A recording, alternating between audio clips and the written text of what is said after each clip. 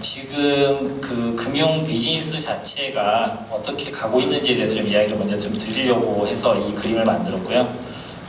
지금 그 모 기획 본부장님께서도 페이스북에 많이 쓰시긴 했는데 이제는 더 이상 지체할 시간이 없다라는 표현을 좀 쓰셨던 걸 제가 본 적이 있거든요. 그 의미는 뭐냐면은 지금 이 금융 비즈니스하고 거기에 따른 보안 이슈 자체가 이제는 현 시점에는 2014년 말 기준으로 제가 보기에는 거의 마지막 그 변화 시점, 따라갈 수 있는 마지막 시점이라고 보이고요. 여기서 놓치면은 그 다음에는 이 기존의 그 기득권을 가지고 있는 쪽에 이제 그 스마트폰 쪽을 이제 보여드리겠습니다. 앞서서 인터넷 뱅킹 이야기를 드렸는데 그 인터넷 뱅킹 안에는 스마트폰 뱅킹도 있고 예전에 쓰시던 그 뭐 VM 뱅킹이나 그런 비율들이 거의 있는데 대부분은 사실 그 인터넷 스마트폰 뱅킹 이렇게 보시면 될 것 같고요. 여기서 제가 보여드리고자 하는 거는 그 동향 자체가 일반 이동전화를 쓰시는 분 혹시 지금도 계시나요? 거의 대부분 스마트폰으로 바뀌어 있고요. 그래서 그 95.5%가 스마트폰을 쓴다라고 이제 보시면 될 것 같습니다. 여기까지는 기존에 있던 자료를 좀 인용을 했고 이쪽은 제가 추가적인 데이터를 좀 넣어서 만들었는데 보시면은 그 지금 2014년 1분기까지 보셨을 때 그 스마트폰에 대한 사용자 어차피 인원 사람은 한계가 있기 때문에 여기 보시면은 2012년 한 2분기, 3분기부터는 좀 완만하게 기울기가 좀 줄어들고 있습니다. 이게 의미하는 바는 현재 이미 모바일 스마트 기기로 넘어올 분들은 다 넘어왔다라는 걸 이야기를 하는 거고요. 여기 이제 파란색으로 이제 보여지는 부분은 그 실제 그 뱅킹 사용자인데 이 부분은 계속 증가하는 게 여러 가지 은행 중복 카운트를 좀 하기 때문에 증가합니다. 그래서 지금 의미하는 바는 현 시점에서 이미 그 스마트 뱅킹의 급속한 증가 이게 아니라 현 시점이 거의 이제 맥스까지 다가왔다라는 시점을 좀 이야기 드리려고 이 그림을 가져왔고요. 다음 보시면은 여기 잘 안 보이시겠지만 PC 기반의 인터넷 뱅킹 하시는 분들하고 여기 보시면은 모바일 기반의 뱅킹 하시는 분들 비율을 지금 2014년 2분기까지 자료가 있어서 쭉 확대해서 그렸더니 3년 내에 80%까지 과연 도달할까라는 예측 자료를 좀 정리를 했는데 과연 3년 뒤에는 80%까지 올라갈까요? 스마트폰으로 80% 이용을 할까요? 그거는 좀 아니라고 보이는 게 이미 지금 현 시점에서 스마트폰 이용자로 다 전환이 끝났고 그 다음에 이미 스마트폰으로 쓰실 분들은 다 젊으신 분들은 다 쓰고 있다라고 판단이 되기 때문에 제가 보기에는 좀 완만한 곡선으로 가지 않을까라고 보고 있고요. 그래서 3년 뒤에 80%, 100%까지 올라가지는 않을 거고 약간 지금부터는 완만하게 증가할 거다라고 좀 생각을 하고 있습니다. 여기는 그 금액 기준으로 봤을 때는 그렇게 크지는 않습니다. 대부분 조회 기준으로 이용을 하고 계시기 때문에 또 이제 지금까지 은행 쪽 인터넷 뱅킹 이야기 드렸고요. 카드 쪽 이야기 드리면은 여기 보시면은 지금 민간 소비 지출 그러니까 뭔가 구매하시거나 지출하실 때 쓰는 방법이 뭐냐라는 부분인데 카드 이용이 83.3%라는 이런 이제 자료가 있었습니다. 그거랑 아울러서 현금 이용 비율이 계속 감소되고 있습니다. 이 부분이 의미하는 바는 이미 지금 여러분들의 이용 형태가 전자 쪽으로 그러니까 이제 현금 내거나 이런 게 아니라 신용카드 그러니까 제3의 매체로 이동이 됐다라고 좀 보여집니다. 조금 좀 빨리 들어가면은 그래서 최근에 트렌드가 ICT 기업 쪽에서 여러 가지 금융 서비스들을 좀 많이 하고 있는데 그 부분에 대해서 잠깐 좀 보면은 위쪽 내용을 한번 쭉 그냥 보시고요. 기존에 이렇게 흘러왔었습니다. 기존에 흘러왔었는데 지금 화폐 부분이 어떻게 바뀌고 있냐면은 화폐의 기준은 이동성하고 신뢰성, 그 다음에 희소성이 있어야 된다는 이야기를 보통 많이 하시잖아요. 근데 화폐의 이동성 부분은 예전에는 이렇게 지폐나 금화 이런 걸로 만들어가지고 이동성을 좀 강화를 시켰는데 지금은 그게 아니라 그 이동성하고 사용성이 의미하는 바는 편의성 부분인데 이 편의성 부분은 뭐 전자금융 서비스를 이용을 하셔가지고 인터넷 뱅킹을 하시던지 이런 부분 때문에 금융 네트워크 부분이 많이 그 대체로 좀 이용이 됐었고요. 신뢰성 부분에 대해서는 이제 여러 가지 신뢰성이 있겠지만 보안 쪽이 이제 이슈가 되는 부분이 이 부분입니다. 그래서 편의성하고 보안 사이에서 지금 어느 쪽으로 가야 되느냐라는 게 굉장히 큰 화두인데 나중에 제가 생각한 답은 좀 이야기 드리려고 하고요. 지금 현재 여기서 이야기 드리고자 하는 부분은 지금까지 가지고 있었던 금융회사들의 금융 비즈니스 네트워크 부분이 은행도 있었고 카드사도 있었고 여러 가지 뭐 보험 쪽도 있었고 다 있었는데 그 부분은 이제 바뀌었다라는 부분을 이야기 드리려고 여기까지 이야기를 드렸고요. ICT 기업에 의해서 새로운 금융 네트워크가 만들어졌다라고 이제 보여집니다. 그래서 인터넷이 발달이 됐고 무선통신, 스마트폰으로 대변되는 무선통신이 발달이 됐고요.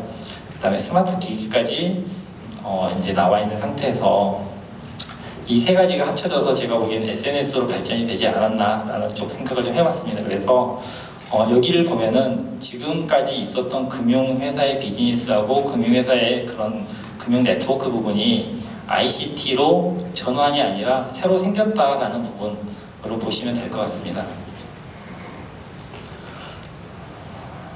네, 그래서 이제 여기서 이야기 드리고자 하는 부분은 한국 입장에서는 그 정보통신기술 쪽에서 보자라고 하면은 인터넷 쪽은 굉장히 좀 빨리 그 속도가 빨라지고 좋아졌잖아요. 그래서 제가 보기에는 2002년 정도부터는 충분히 그 지금의 변화가 한 12년 정도는 더 앞당겨질 수 있지 않았을까라고 보고 있고요.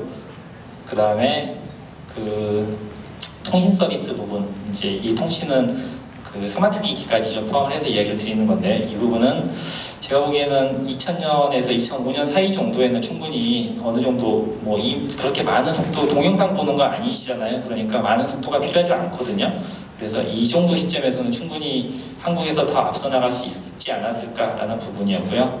그 다음 여기서는 이제 스마트 기기에서 삼성이 그 갤럭시를 이제 출시한 부분이 굉장히 애플이나 구글에 비해서 많이 늦었거든요. 이제 그 시점을 보고자 하면은 그 한국에서는 위키 표준 때문에 2005년부터 2009년까지 있었는데 이게 스마트 기기를 들어오지 못하게 방해하는 요소는 아니었거든요. 왜냐하면 스마트폰에는 위키 탑재가 의무화는 아니었어요. 그렇기 때문에 그거랑 직접적인 상관은 없는데 이 위키 플랫폼에 의존하는 것 때문에 스마트폰으로 넘어가는 이 전환 시점을 놓치지 않았을까라는 부분이 있어서 그 국내 시점은 2009년 말에 아이폰 나오고 나서부터 굉장히 급해졌죠. 그래서 여러 가지 규제나 뭐 여러 가지 좀 이슈들이 있었지만 국내에서 삼성 갤럭시 S가 나오기 시작한 시점은 상당히 뒤쪽에 나왔거든요.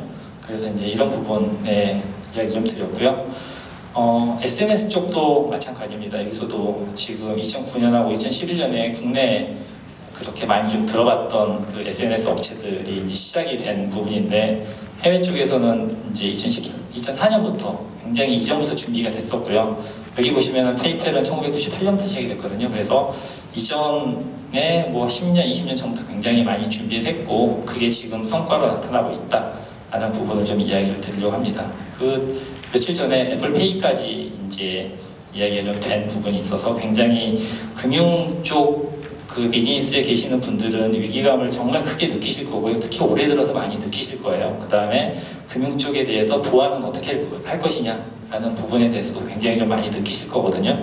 그래서 일단 그 비즈니스 측면에서는 제가 보기에는 이 이야기를 좀 드리고 싶어서 이 그림을 가지고 나왔는데요. 한 10년 정도는 저희가 먼저 좀 준비할 수 있었는데 여러 가지 상황이 나쁘지 않았거든요. 근데 좀 놓치지 않았나라는 부분을 좀 이야기를 드리고 싶었습니다. 네, 그 해외에 굉장히 유명한 SNS 기업이나 뭐 그런 페이펠 같은 기업 아니면 알리바바의 알리페이 이런 거 많이 들어보셨잖아요. 이거는 애플도 좀 없고 여러 가지 중요 기업들은 빠진 내용이거든요. 그래서 이제 다 포함되어 있지는 않은데 대충 트렌드 정도만 이제 보실 수 있게 정리만 좀 해봤습니다. 여기 보시면은 페이스북 지금 실제 이용자, 액티브한 이용자가 12억 명이고요. 130개국에서 지금 서비스가 진행이 되고 있습니다.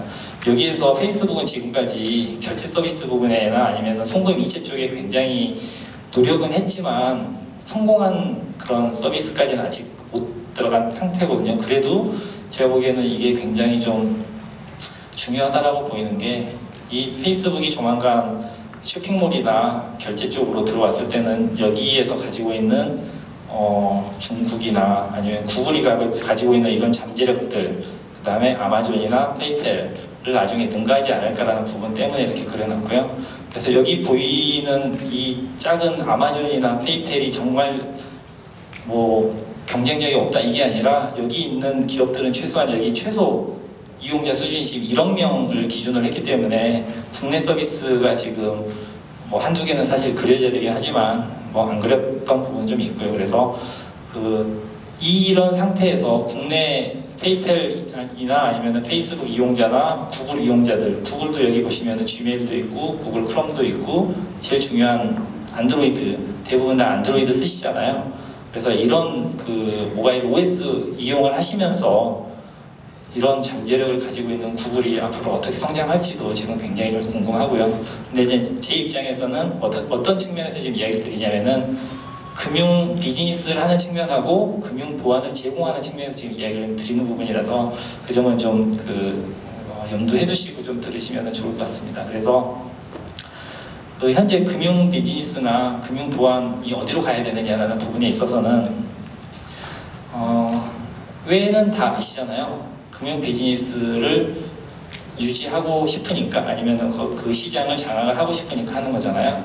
그러면은 어떻게 팟이 있는데, 금융회사가 이런 쇼핑몰을 업종 변환해서 운영을 하느냐, 아니면은 이런 SNS 시장을 들어갔어야 되느냐라는 부분. 그 다음에 또 하나는 비트코인은 좀 다른 이야기긴 하고요. 금융회사가 협력을 해서 이런 서비스를 만들어내야 되느냐, 아니면은 SNS 기존에 잘 하고 있는 데랑 제휴해서 가야 되느냐 하는 부분인데, 현 시점에서 제가 보기에는 이 제휴 부분으로 가는 부분이 보이고 있고요. 그 다음에 금융회사 간 협력을 기존부터 해왔고, 지금도 이 제휴 쪽하고 좀 다르게 협력으로 풀어나가려는 금융회사들도 좀 있습니다. 근데 아까 제가 10년 이야기 드렸는데, 10년 전에 제가 보기에는 이쪽하고 그 다음에 이 SNS 시장 쪽을 들어가서 시작을 했어야 되지 않을까라는 생각을 하고 있고, 이용자들 하루에 쓰는 시간 굉장히 많거든요. 몇 시간 이렇게 이용을 한다라고 하니까 그런 대고객 접점 부분이 지금 브랜치 쪽, 그 다음에 창구 쪽에서 점점 잃어가고 있어서 굉장히 좀 위기감이 좀 있습니다.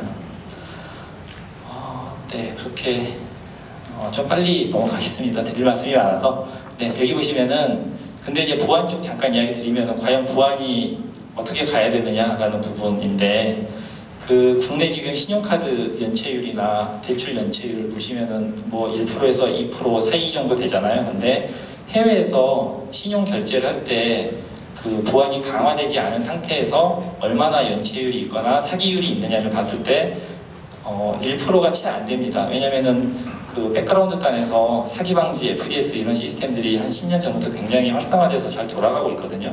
이런 걸 봤을 때는 현 보안 수준이 과연 적정한가, 아니면 충분히 커버할 수 있는 수준인가를 볼 수가 있습니다. 이 부분은 나중에 이 참고 링크 보시면은 잘 나와 있습니다. 그래서 한번 쭉 보시고요. 이게 이제 국내랑 좀 다른 점은 이 부분이 좀 다릅니다. 해외에서는 신용도가 낮은 사람들은 주문을 했을 때 신용도가 낮기 때문에 물건을 못 팔겠다라고 주문 거절을 합니다. 이 주문 거절률이 한 5% 수준인데, 물론 이제 북미 지역하고 타 지역 좀 다르긴 합니다만은 평균적으로 한 5%로 잡았다고 하면, 이거는 한국에서 과연 가능할까라는 부분이 굉장히 중요한 부분이고요. 한국 정서상 쇼핑몰에서 물건 샀는데 신용도가 낮아서 우리 안 팔 거야, 이런 부분이 과연 이 한국 문화상 가능할지라는 부분이 좀 이제 있고, 주문 사기율 1%로 따졌을 때 현재 국내 리스크는 한 6% 정도 되지 않을까라는 생각을 좀 해봤습니다. 사실 핵심적인 부분이고요. 이제 금융 비즈니스가 어떻게 바뀌었냐면은 소비자 중심으로 가는데, 여기 금융사 중에 빠져 있습니다. 금융사가 어디로 가야 될 거냐가 아니라 금융사의 경쟁자가 뭘 하고 있느냐라는 부분인데, 통신사업자가 사실 결제 영역이나 금융 영역을 차지할 수 있는 시간도 충분히 있었는데 그렇게 효과적으로 이용을 하지 못했다라고 보이고요. 금융 IT 기업은 지금 굉장히 큰 기회의 시점에 있다라고 보입니다. 그 다음에 개발사, 구글이나 애플 쪽도 제가 보기에는 지금 굉장히 큰 잠재력이나 아니면 지금 시도를 하고 있는 부분이고요. 그 다음에 제조사, 삼성, 애플, 화웨이 이쪽은 현재는 그렇게 크진 않은데 그래도 충분히 잠재력은 있다라고 좀 보여집니다. 위협 부분은 일반적인 내용이고 그 자료에 다 있는 부분이라서 좀 넘어가겠습니다. 피싱 사이트나 모바일 보안 위협들, 그 다음에 안드로이드의 현재 취약점들은 다 인쇄된 자료에 다 있어서 한번 나중에 읽어보시고요. 이거는 항상 보셨던 내용들이라 그렇게 뭐 볼 내용들은 아닐 것 같고요. 시나리오 하나하고 그 결론만 좀 이야기 드리고 마치도록 하겠습니다. 보안 쪽 이야기를 드려야 되니까 현재 그 지급결제 부분의 보안 위협 포인트를 좀 보면은 모바일 운영체제에 대해서 그 자체 커널 부분 후킹까지 들어갔을 때 이슈들, 그래서 악성 앱이 이쪽으로 들어가는 경우, 그 다음에 SNS 앱하고 금융 서비스 앱 사이에 앱이 끼어 있는 경우, 그 다음에 또 한 가지가 있는데요. 이 유심 부분하고 모바일 운영체제 사이의 보안 부분에 대해서 이제 말씀을 좀 드리려고 했었는데, 이 부분에 대해서는 제가 며칠 전에 좀 한참 보긴 했었는데, 그 해킹 시연은 가능합니다. 이 유심 부분도 중간에 인터페이스 가로채주는 디바이스 따로 있기 때문에 다 가능한데, 지금 실제 서비스에는 여러 가지 추가적인 제한, 제도적 제한이 있습니다. 그래서 뭐 보내봐야 10만 원이고 받아봐야 50만 원인데 대포 통장 하나 가격 50만 원에서 70만 원 하기 때문에 좀 쉽지 않다라는 부분 이야기 좀 드리고요. 지금 좀 노력해야 될 부분은 제가 보기에는 여기 그 변수 부분이나 뭐 메모리 분산 저장이나 메모리 이용한 뒤에 뭐 더미값 정도 좀 기술적인 이야기이긴 한데 이런 거 좀 더 신경 써서 개발해야 되지 않나라는 부분 좀 이야기를 드렸고요. 최근에 그 트렌드도 여기 이상규문 거래나 이제 내부 시스템 망분리나 여러 가지 보안 가이드라인으로 자율적으로 계속 진행해야 된다는 이야기를 좀 하고 있고요. 최근에 그 금융보안연구원에서 나왔던 스마트폰 전자금융 서비스 보안 가이드하고 이상금융 거래 탐지 시스템 보안 가이드에 이런 내용들이 있고요. 두 가지만 더 이야기 좀 드리려고 하는데, 그래서 현재 트렌드 보시면은 예전에는 그 보안 부분을 굉장히 좀 강화해서 쓰고 있었는데 액티브엑스 되게 불편하다 이런 이야기 많이 나왔었잖아요. 그렇기 때문에 액티브엑스가 과연 어떻게 될까? 그 다음에 HDR5로 지금 전환하려고 굉장히 노력하고 있잖아요. 과연 어떻게 될까라는 부분인데, 일단 액티브엑스 부분은 뭐 거래 결제 시에는 좀 빠져나온 상황이고 이체 시에는 약간 더 남아있지 않을까 보고 있고요. HDR5 정도는 이게 보안성이 굉장히 좀 낮아지는 부분이 있거든요. 어쩔 수 없이. 그래서 이게 얼마나 잘 확산이 될까라는 부분인데 좀 신중한 검토는 필요하지 않을까라는 부분을 이야기 좀 드리고요. 그래서 그 보안 쪽 이슈로는 인증하고 결제에 대한 알림 쪽, 그래서 여기 푸시 부분 제가 적었는데 여러 가지 그 서비스들이 좀 더 나와야 되고요. 통신사에 의존하지 않는 그런 인증이나 그런 전달 체계가 필요하다라고 좀 보입니다. 그 다음에는 서비스가 파편화되어 있다는 거는 해외에서는 그 뭐 알리페이 같은 이런 메이저 업체들이 있는데 한국에서는 워낙 난립하고 있기 때문에 이게 또 하나의 경쟁력을 저하하는 요소거든요. 그래서 서비스의 파편화라는 부분도 하나 이슈가 될 것 같고, 카드 정보 저장 부분도 지금 이제 PG사 쪽까지 확대가 되는데 이 부분도 국내에서 정보줄 사고 계속 나고 있는데 더 좀 고민해봐야 될 부분이지 않을까 하는 부분입니다. 마지막 장인데 조금 빨리 넘어왔고요. 혹시 나중에 자료 필요하시면 그 맨 마지막 장에 제가 이메일하고 아니면 페이스북 주소 오픈해놨으니까요. 연결해 주시면 자료는 제공해 드릴 거고요. 제가 드리고자 하는 최종 결론은 이 부분입니다. 지금 금융 서비스에 대해서 이용 기기는 이미 PC에서 모바일로 넘어왔다라는 부분이고요. 두 번째로는 금융 네트워크를 기존에 가지고 있던 기득권, 그러니까 그 은행 전산망이나 아니면은 카드망, 뭐 포스나 이런 걸 포함해서 카드망 부분은 ICT 쪽에서 새로 제공이 가능하다라는 부분이 이미 지금 증명이 되고 있어서 기존에 쓰던 네트워크 자체가 그런 뭐 레거시 시스템이 경쟁력을 더 높여줄 수는 있겠지만 그것만 가지고 있기에는 정말 이제는 넘어갔다라고, 새로운 게 아예 새로 생겼다라고 보셔야 된다는 부분이고요. 세 번째로 소비자 접점 부분은 이제 금융회사의 그런 그 고객 창구는 거의 안 간다라는 거죠. 이제는 소비자 접점이 변화해서 SNS나 통신사, 쇼핑몰, 제조사 쪽으로 이미 다 재편이 끝났다라고 이제 보여집니다. 그래서 일단 보안을 보기 전에 금융 비즈니스의 미래는 어떻게 될 거냐라는 예측을 좀 해보면은 어쩔 수 없이 편의성 위주로 갈 수밖에 없습니다. 그래서 편의성 위주로 가는데 이 부분 어떤 의미냐면요. 구글 안드로이드 입장에서는 iOS보다 약간 더 보안에 취약하다라는 부분인데도 왜 편의성 위주로 지금 서비스를 하고 있느냐라는 부분인데, 이 부분은 이용자가 좀 더 이제 자유도를 좀 높이는 부분인데, 그래서 현재는 그렇지만 향후에는 어쩔 수 없이 이제 보안은 강화될 거다라는 부분이고요. 이게 MS의 PC에서 쓰고 계시는 일반적인 OS랑 모바일 OS랑 권한 제한 부분이 확실히 앞으로는 더 심각해질 거기 때문에 이 부분은 보안은 더 좋아질 거다라고 보고 있고요. 대신에 지금 현재 액티브엑스 불편하다라는 부분이 있지 않습니까? 그래서 편의성 요구는 계속 증가되고 있습니다. 그래서 이 부분에서 봤을 때는 제가 보기에는 금융 비즈니스 영역 확보가 더 최우선 과제라고 보여서 보안 수준은 약간 더 낮춰지겠지만 이렇게 갈 수밖에 없어서 이 두 가지 이슈가 상호 보완적으로 동작을 할 것이다라는 부분입니다. 그러면 뭐가 남느냐면은 클라이언트 접점 확보 부분, 그러니까 고객 확보가 핵심이 되는 거거든요. 그래서 여기는 이제 전쟁터라고 이제 일명 얘기를 할 수 있는 부분이겠죠. 그래서 여기까지 쭉 이야기 드렸는데 보안 이야기는 사실 거의 없었잖아요. 사실 이 상황에서 이제 보안을 이야기를 잠깐 트렌드를 이야기 드리고 하려고 했는데, 그래서 금융보안의 미래는 이제는 어느 시점이냐면은 이용자 입장에서 보안을 하던 그런 프론트 사이드 부분에 클라이언트 사이드의 시큐리티는 이제 끝났다라고 보이고요. 지금 필요한 거는 금융회사 뒷단에서 돌아가는 이상금융거래 시스템 같은 FDS나 아니면 내부 통제나 여러 가지 그런 뒷단에서 추가적인 보완을 해서 사기를 방지하거나 디텍션을 할 수 있거나 이런 부분에 그런 조용한 보안이 필요하지 않을까라는 이제 생각을 좀 해봤습니다.